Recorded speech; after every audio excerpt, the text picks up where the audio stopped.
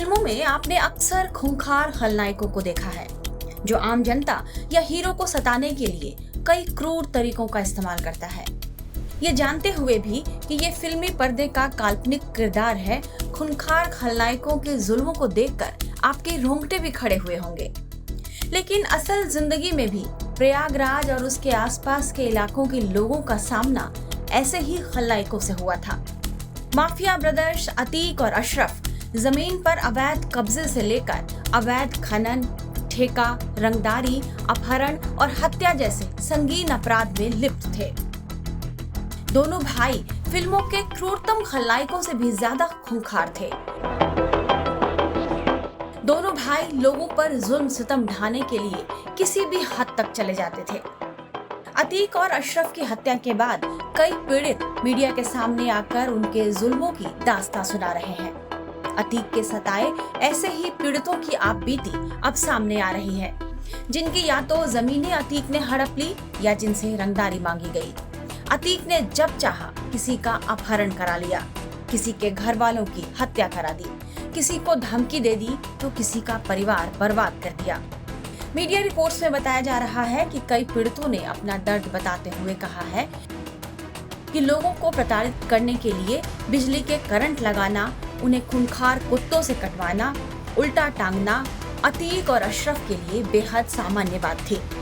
इन कामों के लिए अतीक के पास गुंडों की लंबी चौड़ी फौज थी। अतीक और अशरफ के जुल्म की इन कहानियों के सुनने की वजह से ही पूरे प्रयागराज में लोगों के बीच उनके आतंक का खौफ रहता था। मीडिया रिपोर्ट्स में ये कहा जा रहा है कि प्रयागराज में तैनात पुलिस अधिकारियों का मानना रहा कि अतीक अहमद ने जितने लोगों पर जुल्म ढाए थे उसके खिलाफ उससे कई गुना केस तो दर्ज ही नहीं हुए। अतीक के आतंक को करीब से देखने वाले तत्कालीन एसपी सिटी लालजी शुक्ला के एक बयान के मुताबिक तत्कालीन उत्तर प्रदेश के सरकारी तंत्र पर अतीक का कब्जा था। इसी वजह से वो अक्सर बच जाया करता था।